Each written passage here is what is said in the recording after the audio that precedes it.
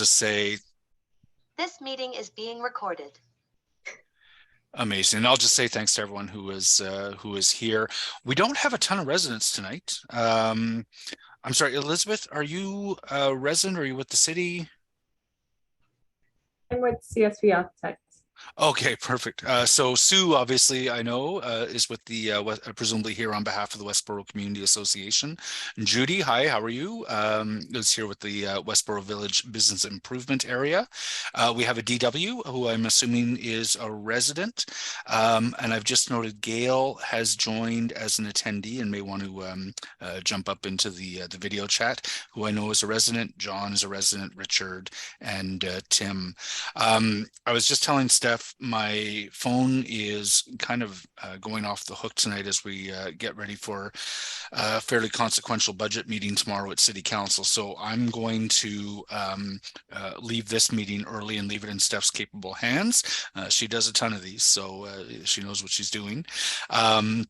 The I will just say this is the development at Picton and Winona. It's a minor zoning amendment, and one of the things I want to make sure everyone is really clear on is that the developer doesn't really need permission to build a six-story building here. The zoning already contemplates it in the traditional Main Street. The decision that council is going to have to make is whether or not to give them a number of and forgive me, Nader, if I screw any of this up, but a number of elements of relief from what would be the normal traditional Main Street zoning. There's something on a corner side yard setback. I haven't looked at that closely yet, but I'm sure that will be explained this evening. They're looking for relief on the maximum driveway width. So I take it they're putting some big, massive honking driveway in there. I assume it's a few feet wider than would normally be allowed. And then there is also the relief from the minimum parking requirement, which I'm actually kind of surprised at. I didn't think we had much of a minimum parking requirement in this area. But those are the permissions that they are seeking. I'll be really blunt for the sake of the residents who are here tonight on the parking issue. I have been consistently supportive of buildings that have gone in with less or no parking than required. I think this traditional Main Street six-story mid-rise is kind of exactly what council wants to see built in a neighborhood like this that is extremely close to transit, extremely close to amenities. For those residents who don't have a parking spot in this building, there's probably no better neighborhood in which to live in order to be able to do that. And we know we have tens of thousands of residents in Ottawa Centre who live without cars. So I know for my part, I am happy to support that element of the rezoning application. But it is those three things that are being sought. It's with respect to those three considerations that the developer is seeking a minor rezoning. So tonight is your opportunity to find out more about the development. Take a look at the designs that they're going to show you, and ask your questions about what the development is. From here, Nader's going to listen to all the feedback that will come in predominantly by email over the course of the next I don't know how long you've got, but several weeks anyways. He'll make a recommendation to the planning committee as to whether or not it should support the rezoning that is being sought by the developer, and then we'll go for a vote at City Council. So after this meeting is the time to marshal your best planning arguments in an effort to either support or oppose the development, or to see modifications to it. I'm going to be taking a really careful look. I haven't yet at that corner side yard setback change. I don't know if that's a really big change or not, but I'll be taking a close look at that element of the proposal. So with that, I'm sorry, I'm yammering on here. Jeff, Yep. I think I Hey, may John. have heard that you might actually be supporting us. You may not be on the wrong side of a 10-1 vote. I cannot imagine. I know at least one of the residents in attendance this evening has written to me specifically asking me to oppose this development. And even if I wanted to, I mean, there are simply no planning grounds upon which to do so. This is exactly the kind of mid-rise development that council wants to see on streets. So I would imagine, John, that we're going to be on the same side on this one. We'll have to memorialize that vote with some sort of plaque or something. Well, don't get used to it. So with that, I'm happy to turn this over to Stephanie, who is the assistant in my office who works on planning files, who will take us through the rest of the meeting. Thanks, Jeff.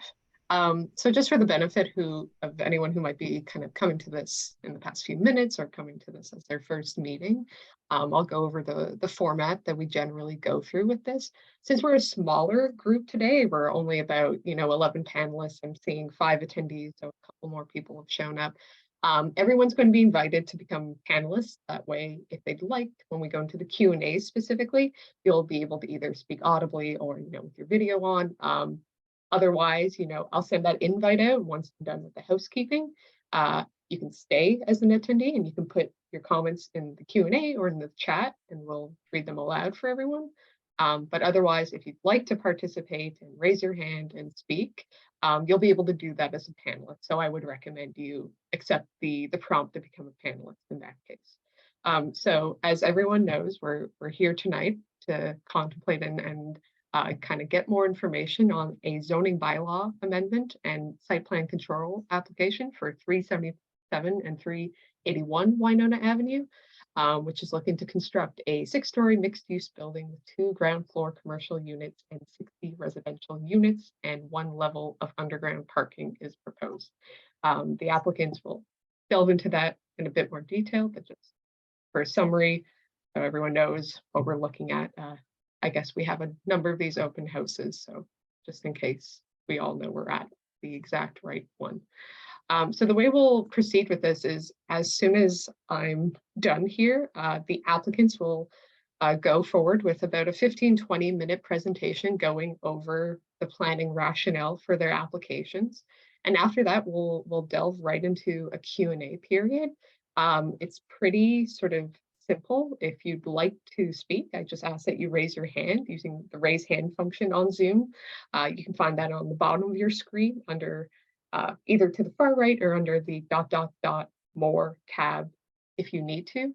And then I'll just follow a speakers list for people to ask questions of the applicants. We have the planner on this file here tonight too. If there's any city specific questions, especially with regards to the zoning asks, and he'll be able to help out with those. But otherwise, I don't want to steal any more time. This meeting is being recorded if you don't feel comfortable putting your face on video, just so everyone's aware.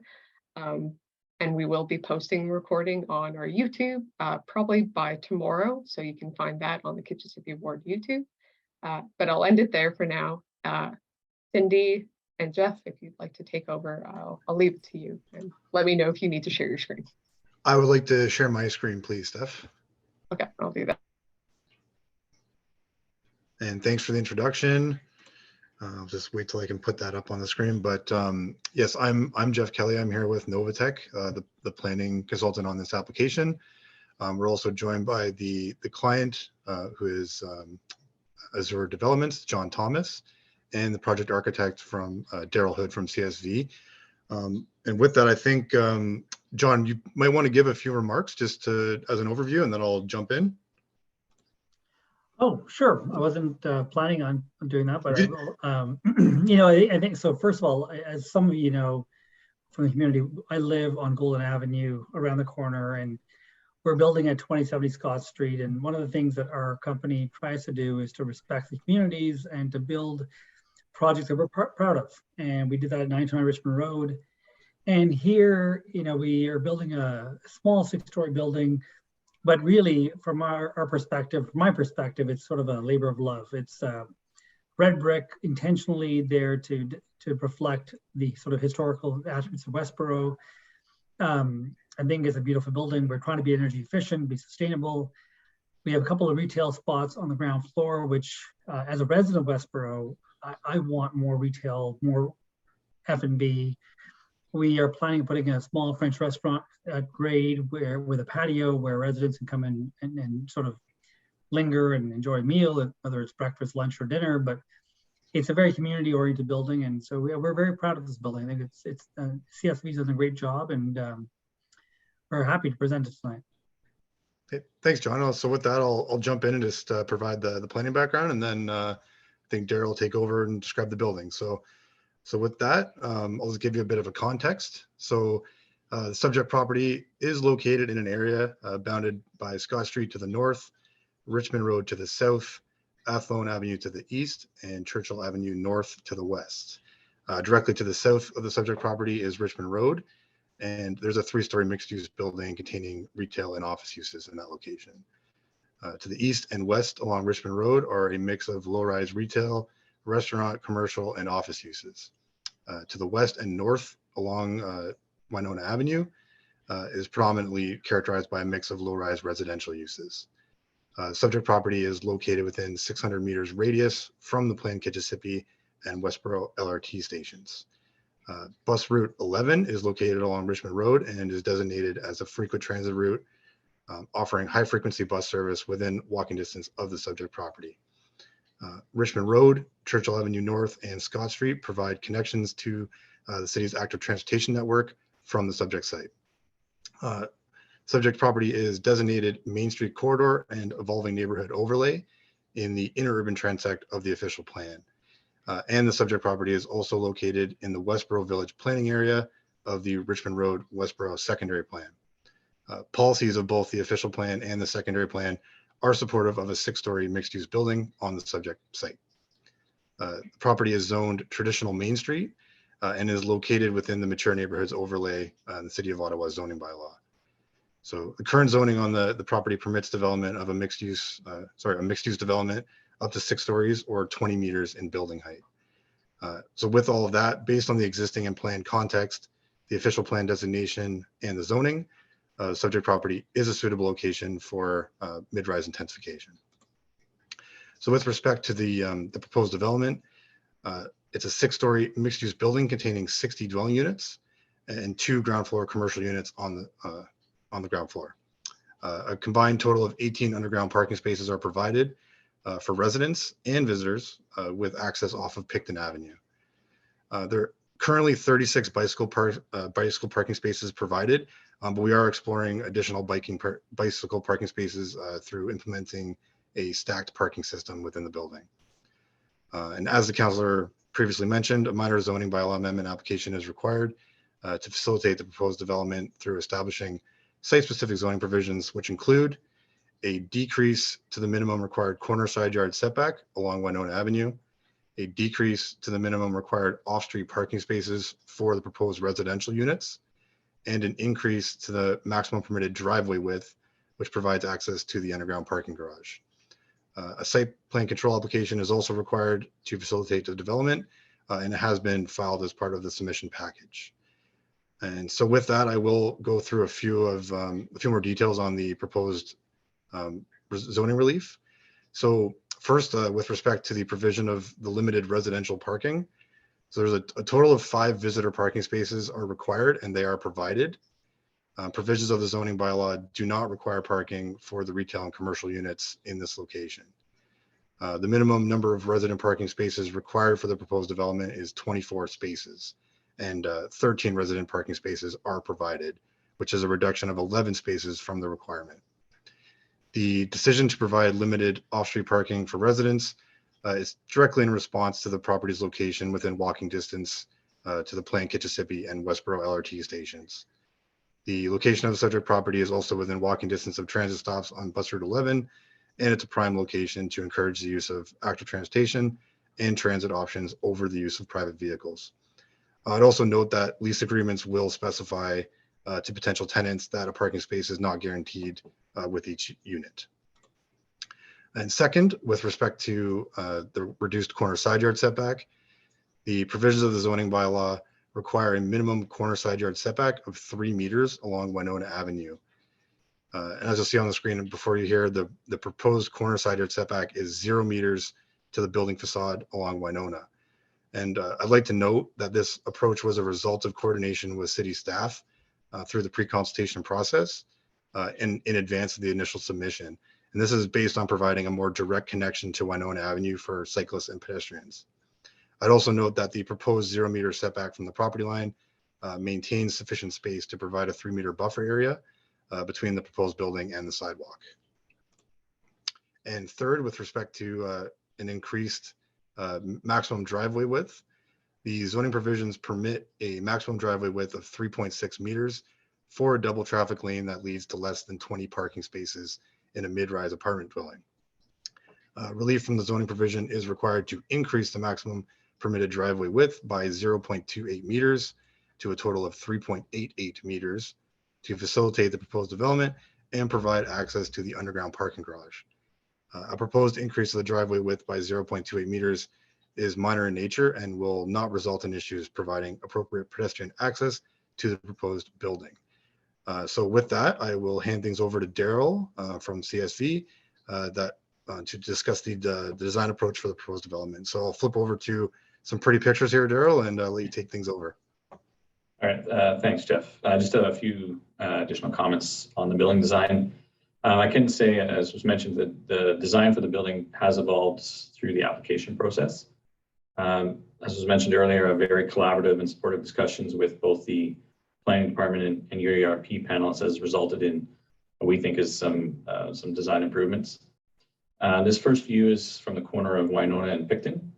The overall massing respects the zoning envelope concepts of the traditional Main Street zone with a 2-meter setback at the 4th floor on both street frontages, establishing a strong interface with the pedestrian realm on both streets. We also placed a building material change at this setback to further accentuate the 4-story massing of the brick element. And the building materials are selected, as John mentioned. They're traditional materials that are meant to reflect the neighborhood character, such as the red brick, kind of a warehouse style window, and black metal details. There are private and public amenity spaces provided on the 4th floor and the rooftop patio.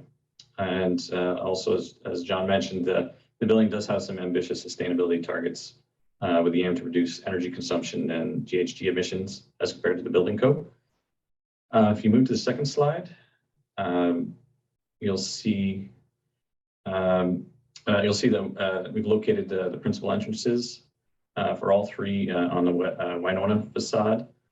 So that's it provides increased glazing and transparency, which helps to reinforce that traditional Main Street character closer to Richmond Road, and also does help support the commercial suites in a mixed-use building. You can see we've put some details in the brick masonry, and we did take a lot of care in developing those details just to increase some interest in the pedestrian experience and break down the overall mass of the facade.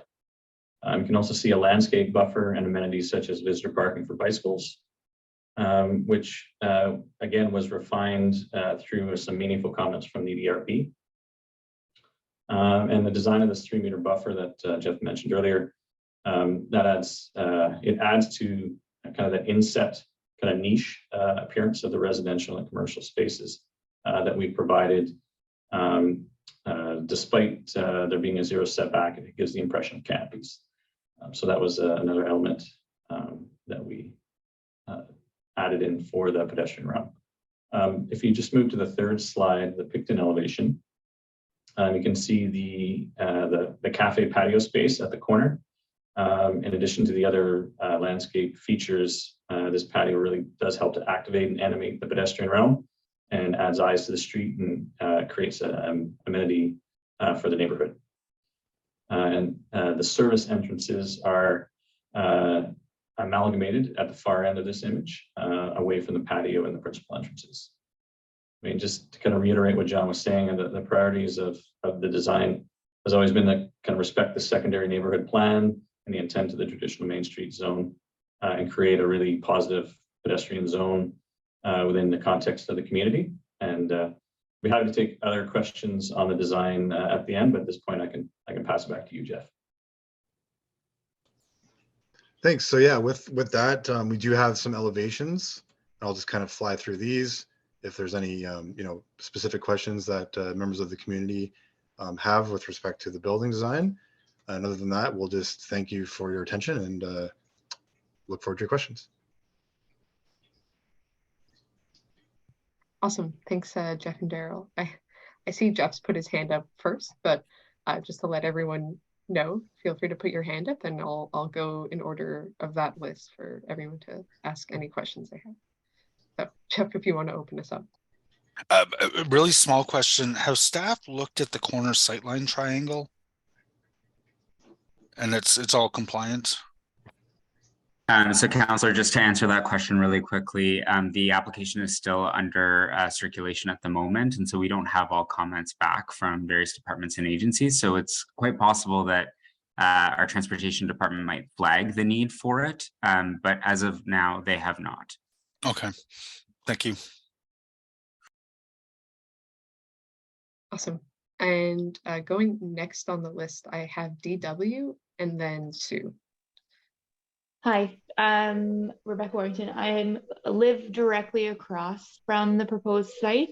So can you tell me more about the patio that it sounds like it's directly across from my house on the corner of Picton and Winona?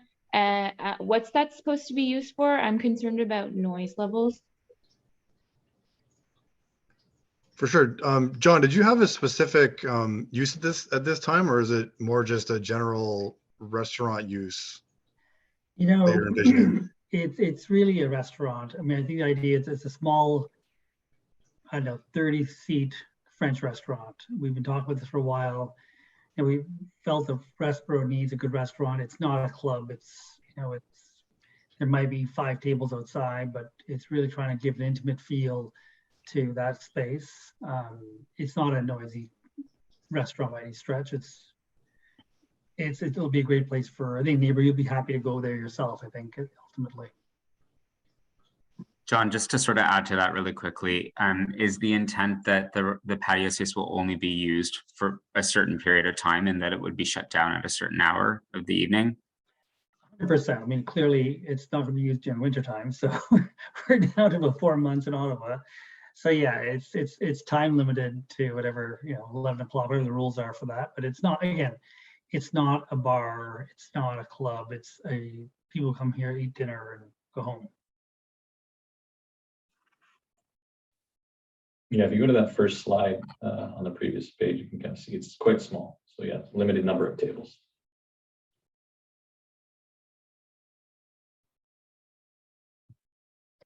If you have any follow-up questions as well, please feel free to include them.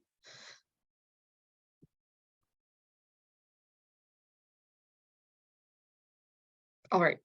In that case, I'll go next to Sue. Hi, I'm from the Westboro Community Association. I think the building's lovely, the aesthetics I really like. And I like that the top two floors, it just doesn't look like a 6-story. I had to count it a few times. So it looks really good. I just have 2 questions. Jeff, I don't know if you share that you said there was some opposition, or I believe Jeff received a letter of opposition or a concern. And secondly, where will the garbage be collected? Indoor or down in the lower parking or outside? That's just my 2 questions.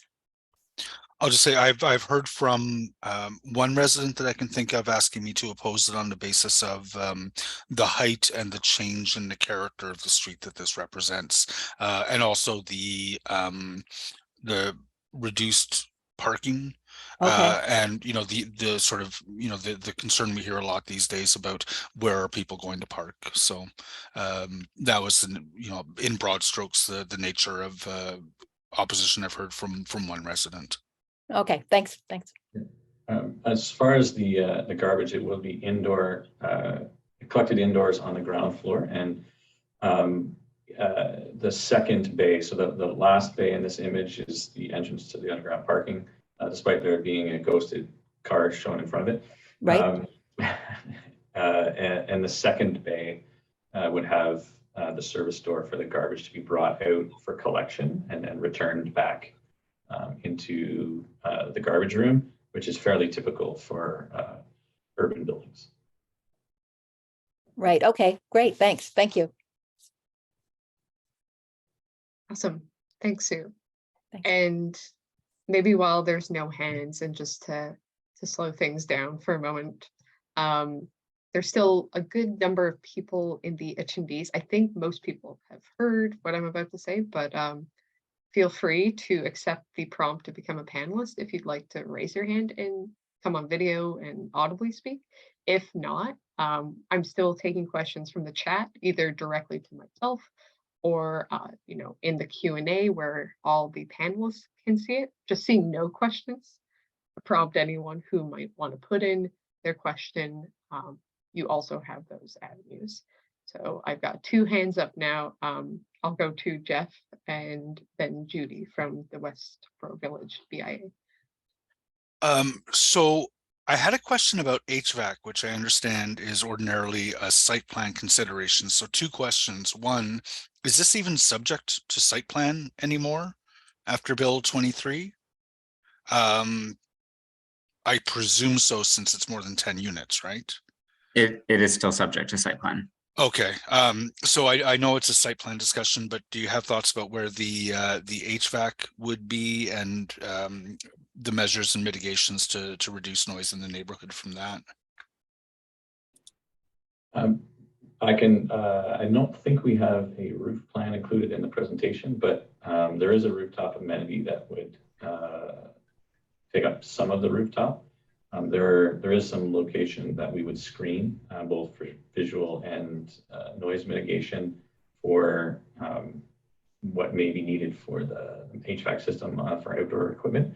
Otherwise, there's also a mechanical room in the basement, and we've contemplated enlarging the stair and elevator overrun for the access to include a mechanical room to again mitigate some of that sound. But our mechanical systems are not finalized yet. Again, we're working through the sustainability elements to kind of see if we can reach our kind of low energy targets, and we'll see what equipment would be required to do that, and then mitigate it as needed. And you're not coming forward with site plan today. This is just the zoning, right? That's correct. Okay, it's a concurrent site plan and zoning application, but we still have to go through the rezoning process first. Okay, thank you. Fantastic. Thanks, Jeff. Judy, if you'd like to go next. So for those of you who don't know me, I'm the executive director of the Westboro Village BIA, and I know the corner well because our offices are on Picton. So we walk down this corner every day. And I had sent Steph a couple of questions ahead of time, but I think they're more city related. Jeff and Nutter is, with this coming in, do you see, I guess with this coming in and the city project to redo the storm sewer water mains, which will also bring in traffic calming and a reduction of street parking on Winona, do you see a change in the parking on Picton? There'll have to be some because there's going to be now a driveway where there wasn't one, but then the driveways are being eliminated on Winona. So I think that's probably more a city question than an applicant question, but there's a lot coming to Winona. So I was just curious how you kind of envision it all working. So I'll try to take this very quickly. I don't know that there is a comprehensive plan in place as it stands right now for parking. I can say that parking on Winona is limited to one side of the street, and it is the opposite side of the street. So to permit parking on that side of Winona might present some challenges from a traffic perspective. But that's certainly something that, the transportation group can take a larger look at through the application. In terms of Picton, there will be that driveway that will come off of Picton, and so there will be some reduced parking spaces there. But yeah, ultimately, it's going to be something that the larger transportation group will need to take a closer look at.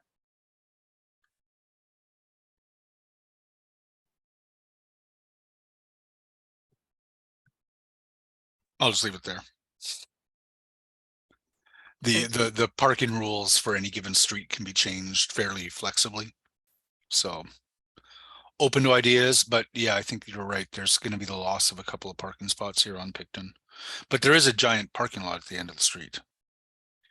So that's good for now. Judy, did you want to follow up with any questions or? No, that was just, I think the last meeting I was on for Winona was with Tom about the city's project to do the storm sewer and water main. So I guess that would be a follow-up question, would be what you imagine the timing for this? Because I think the city's project is going to happen in 2024. Am I right? Steph, Jeff, Notter? I don't know if any of you know Tom's not here, so we can't ask him. But I seem to remember that that was their plan. And then I know there's a few other things happening. So I was just wondering what the timeline might be looking like. I think our current timetable is to start construction next summer, and to be done by the summer 2024. So hopefully they dovetail nicely together.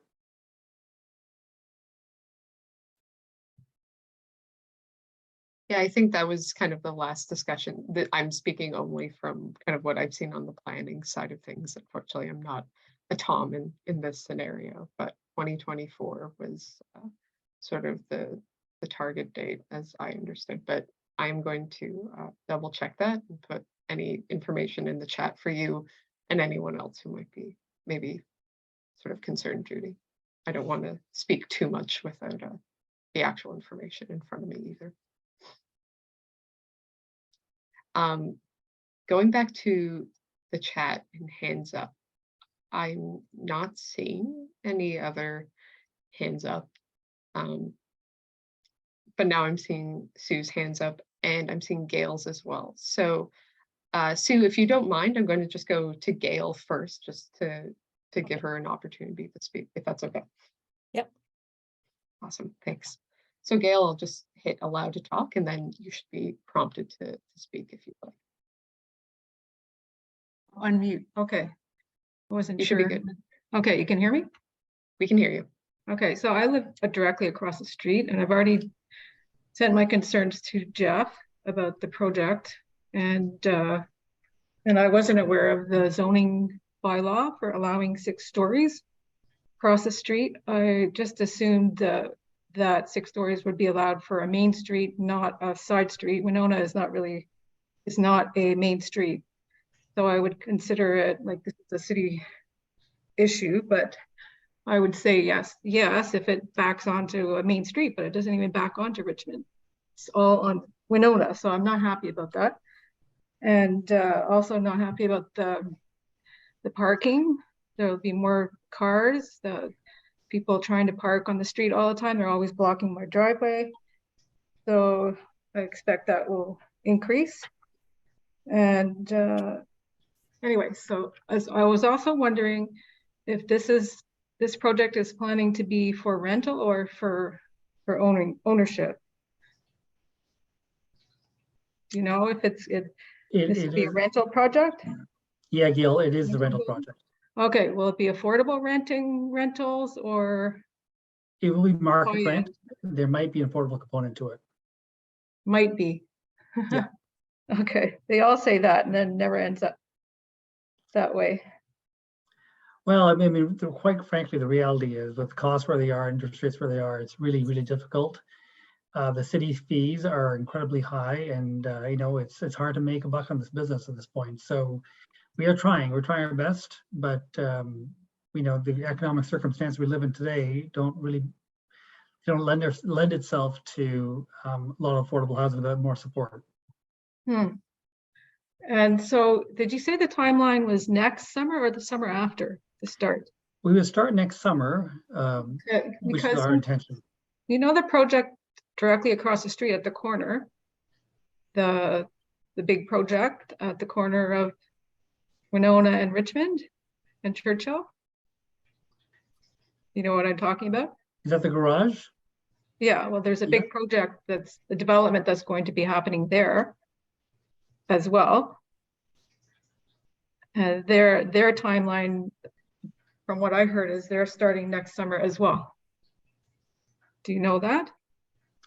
I am not aware what their timetable is now. Yeah, you should. I don't know, as a city planning perspective, would not make sense if you're both doing working on the development at the same time. Would you agree, Jeff? Ideally, yes. That's not in front of council. Ideally, they would be staged, but that was one of the first things that I asked about when I got elected. Was can cities stagger developments to mitigate the impacts to the quality of life for residents? right? So it was particularly in the context of infill, where you've got streets like Roosevelt, for example, where it's just 3 infills on every block. And it's just really, really intense. But no, cities don't have the power to say, under the Building Code Act, which is provincial legislation, you're not allowed to build because they're building. So I leave it there. And then at the same time, the street is being redeveloped. So that would be chaos. And then there's another project down the street on Winona that is also being considered. So the whole street is going to be under construction. Where am I going to park? Do you have a driveway?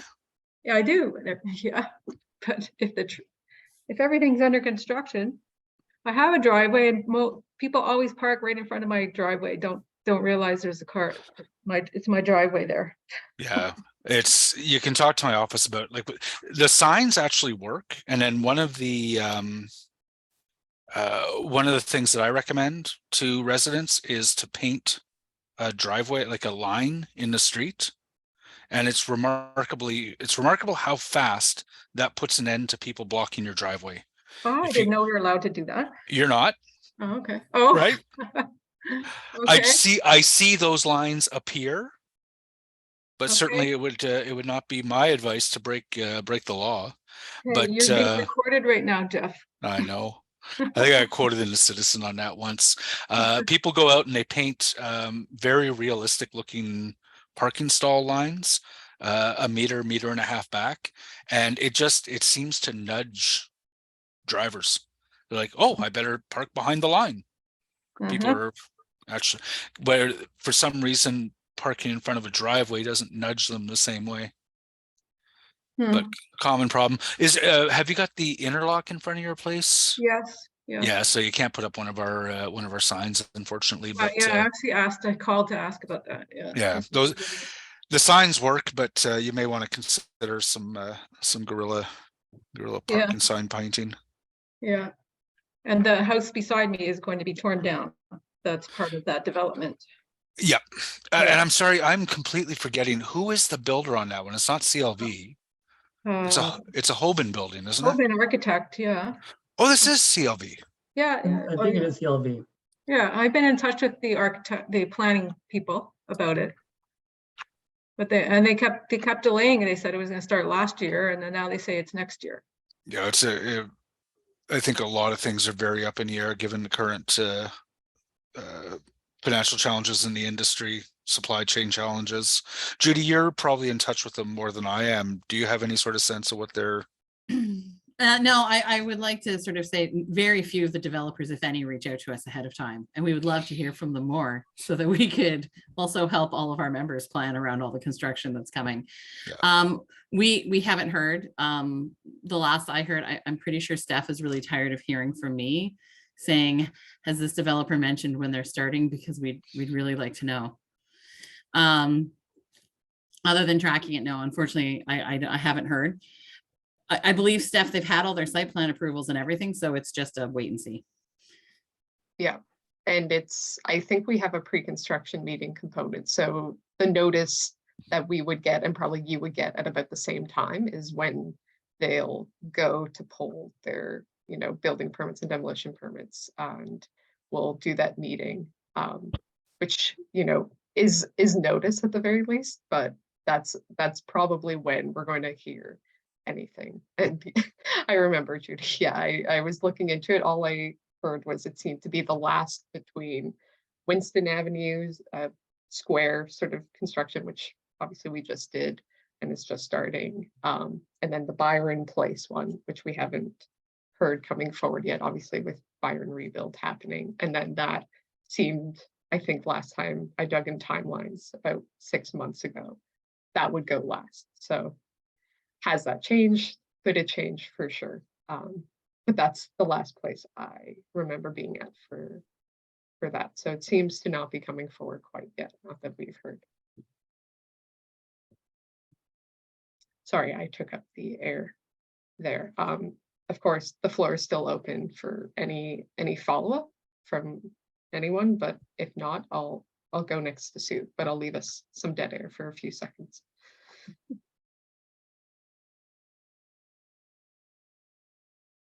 All right. So Sue, if you'd like to go next, and then we have a question in the chat that I'll give us all.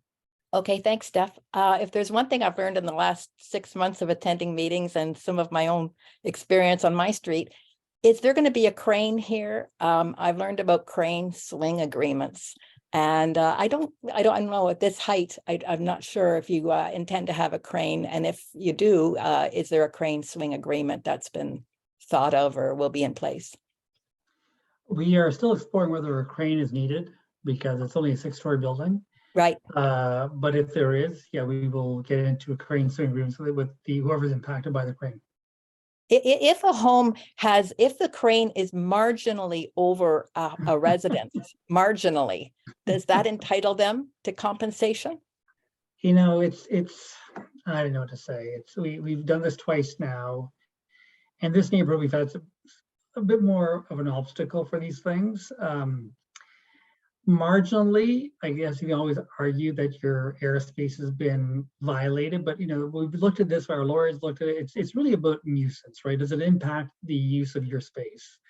A crane 100 feet above the ground doesn't really impact the use of your space. And so we think as good neighbors, we offer neighbors between $2,000 and $3,000 for a crane to go over their heads once in a while.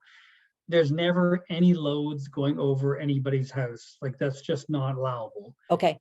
So basically it's a crane swinging empty. And then from a health and safety perspective, the crane has to be permitted to weather vane, which means if it was locked in place at the end of the day and we had really bad wind, the crane would have to suffer all that wind and it could topple over. So the crane has to be allowed to swing freely by virtue of the wind. And so that's the other issue. But typically it's, you know, it's not a lot of money. And so we're happy to pay residents for the inconvenience of having a crane in their backyard and they can look at it, but it's not even there very much, right? It's in the course of the day, Okay. It's there for a few minutes. Okay, thanks. I didn't know some of that aspects, so thank you. Yeah, no, we're not experts at it. Okay. Are you work with Len? Yes. Okay. And Tucker, yes. Yeah, I think I'll be speaking at Yes. the community meeting in January. And Judy's going to speak at our AGM as well, so that's great. Great. And there's one other thing, for the resident close by, I got a ticket. I live on Wellesley Avenue, and there's no parking on our street because of Broadview Medical Center. And one day I put my car on our grass and I got a ticket. So it's because I didn't park perpendicular to the road. I parked along the road on our grass. So just be careful. And I have no other options for parking, so it's okay. So Sue, were you part of, did you negotiate a crane swing with Claridge then at 1705? Jeff, I stood on my driveway and I look up, I feel the cranes on our property, but 4 residents have monthly compensation, but we don't. Okay. But 4 do, so that's good. Interesting. Yeah. They've got little kids, you know, so it's a education. Yeah, it's I learned about it reasonably soon into my term of office, like 8 years ago. It's the city doesn't touch it. It's not a city thing. It's a matter between private landowners, where the courts are your final recourse. But I find it fascinating. Okay, thanks. Fantastic. Thanks, Sue and Jeff. I saw the question leave the Q&A since John answered it there, but just for the purpose of sort of saying the answer aloud, it was on whether there was any EV charging L2 provided in the underground parking area. And John, if I can say, you said yes, you are looking at 5 spots for EV charging. So I don't know if there's really much more to it than that, but just so everyone has the benefit of that answer as well. So I've seen another hand go up from Judy. And Gail, I don't know if your hand's still up from before or you've re-raised it, but I'm happy to come back to you after Judy as well. So my question is, and I tend to ask everyone who's putting in mixed use buildings, is if they would if there's going to be any space for secure bicycle parking for the commercial tenants. There's always discussion about bike parking for the residential tenants. But in our discussions with our members, a lot of people are having a hard time convincing staff to bike when they have to leave their expensive bikes locked up outside for 8 to 10 hours. So it's just something I always ask. And if it isn't, if it's something that fits into the space where the commercial units are. We have not considered it, to be totally honest. It's never an issue. No one's ever raised it with us, but we do have some spots in the very front of the lobby. I think that's where Daryl and his team have placed them.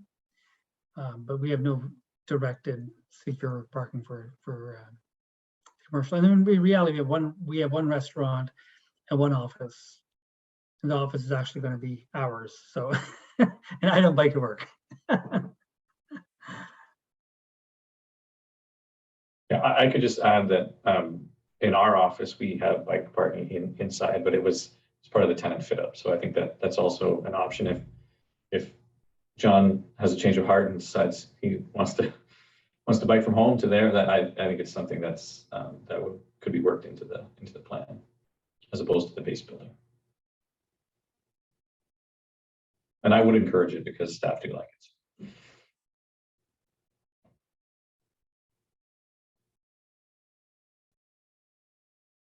Awesome. Thanks, Judy. Apologies if I happen to sneeze. My allergies have suddenly kind of acted up in this office. But Gail, I see your hand still up. So if you have another question. Yeah, I didn't actually put it up again. Okay. But on the other hand, I have one question to ask John. So John, you live on Golden, you said? I do.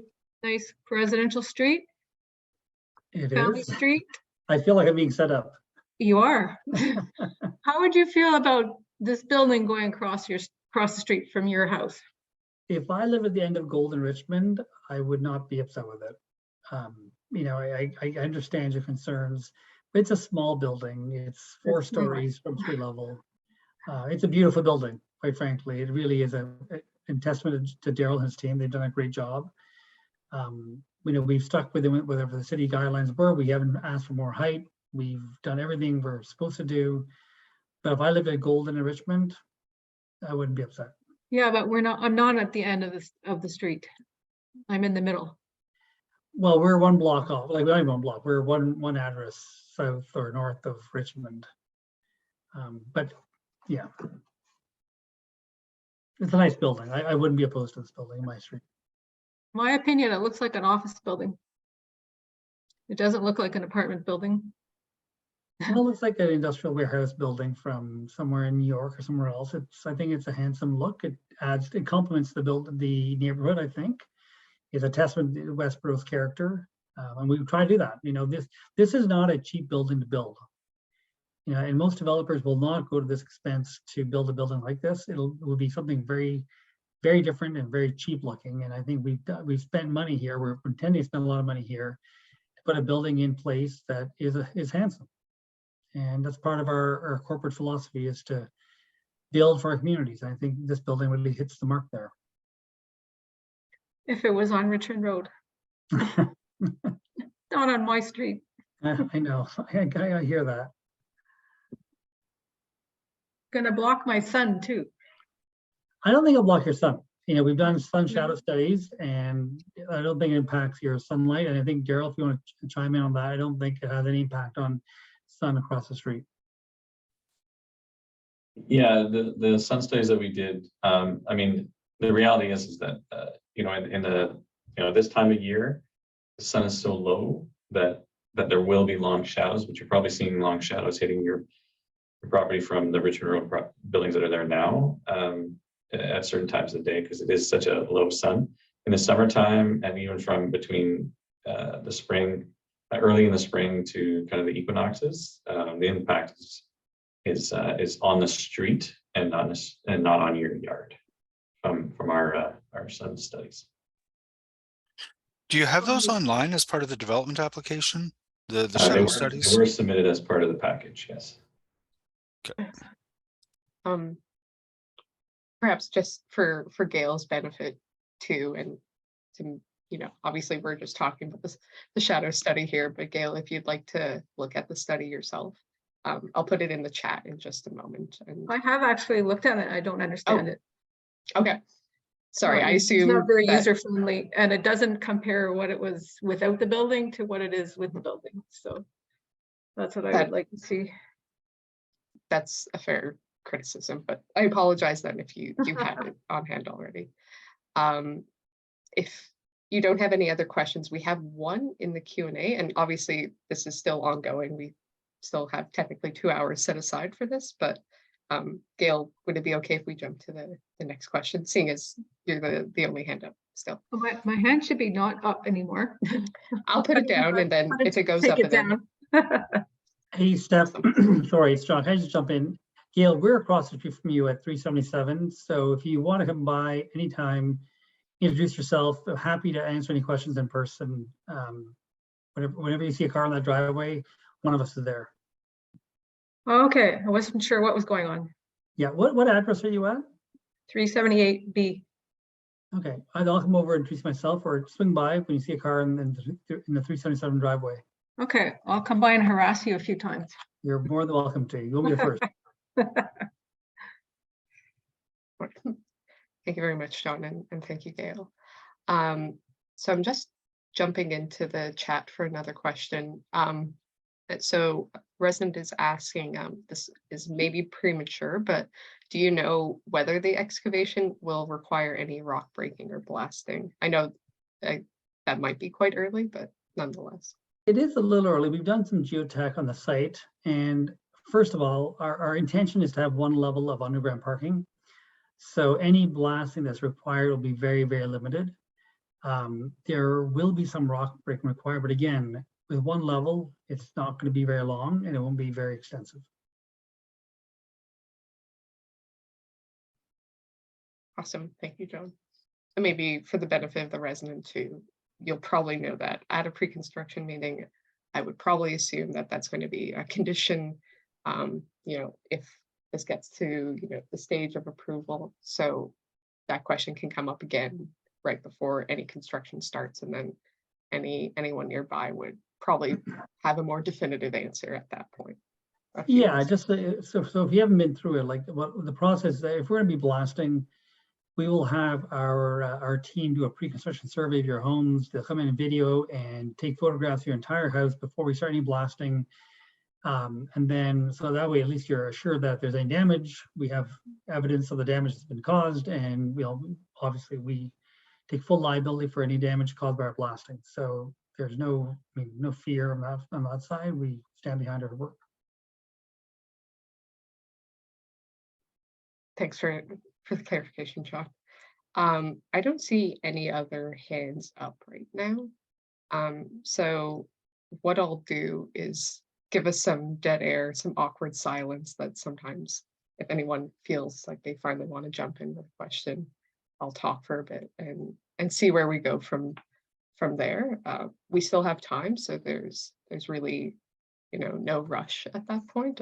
Unless, anyone has something to get to who is in attendance, but my job is to make sure that anyone who might be holding on to questions has that opportunity right now. So I'll stop talking there for probably about 10 seconds.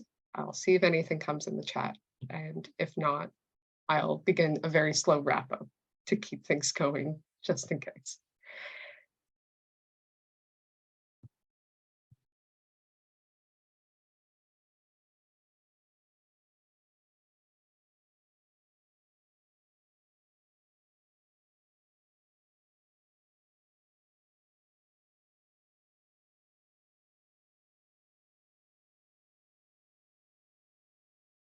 Okay. See, I always even feel the pressure to talk in there, just to hop in with anything. But seeing no other kind of raised hands or questions, I'll kind of begin a very slow wrap up on things in case, Jeff, I don't know if you'd like to jump in with anything, but you'll have the opportunity to in case. So just maybe I'll throw it to Nader for a moment. What would the next kind of timelines in these two concurrent applications look like on your end, kind of when are comments expected or can reasonably get in, and going from there. So that's an excellent question, Steph. So we're in the first circulation at the moment. The rezoning and the site plan applications were circulated concurrently. So we're expecting comments from various departments and agencies on both those applications, as well as from members of the public. And I've already received a number of comments from local residents. So that's been really helpful. The timeline on the first submission, I know everyone's eager to sort of get comments on this just to move it forward. It actually falls on the 21st is my deadline on my end for the first circulation. Once I've received all those comments from, like I said, various departments and agencies, I'll assemble a comments memo that'll go back to the developer and their consultant team, and then they'll have the ability to respond to the various comments from staff, from the public, from the local councillor, in their comprehensive resubmission. I imagine that the resubmission will be a concurrent resubmission. John, you can stop me otherwise, but I believe you would come in with your rezoning and your site plan at the same time. And then what'll end up happening through the process is eventually we'll have to take the rezoning to planning committee with a recommendation from staff.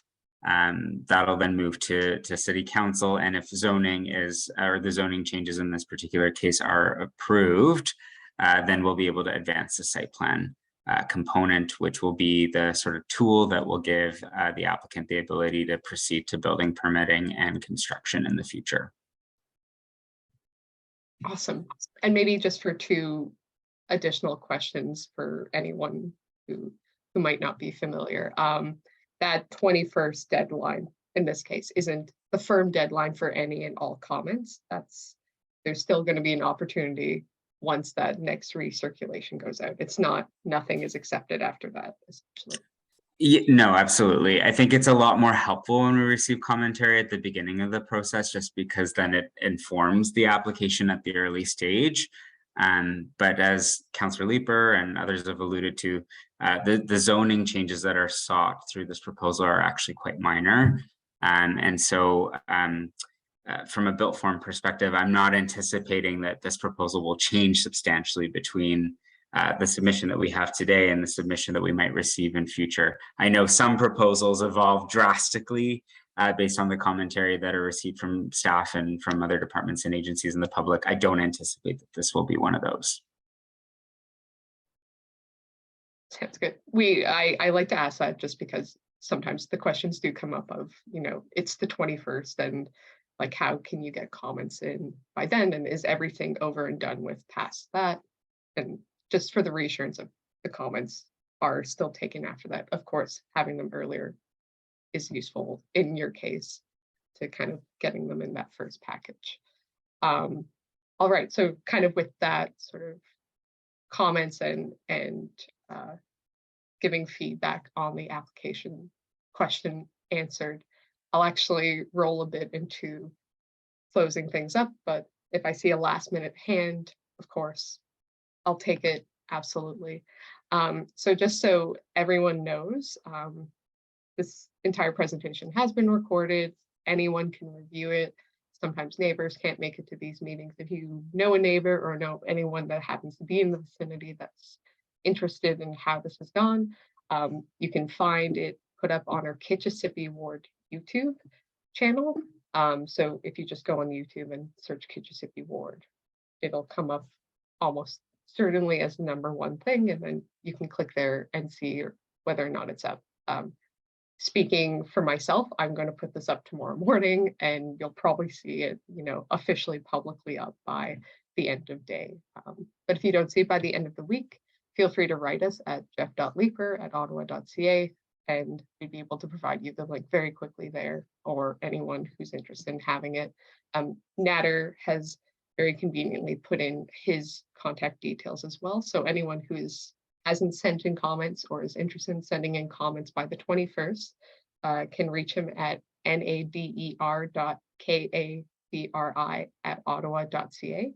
And if you find this on DevApps, you can also get his number and extension So with that, I think I'll let us all conclude for this evening. Jeff, I don't know if you want to comment anything before I thank everyone for taking the time to come, but if No, not, just say thank you very much, Steph. We always appreciate it. awesome. All right. Well, thank you everyone for taking the time to come to this meeting this evening. We always appreciate it, and have a lovely day. And I'm sure we'll chat soon if there's any more questions. So Thank you. Thanks. Have a great evening. Thanks, everyone. Bye. Thank you.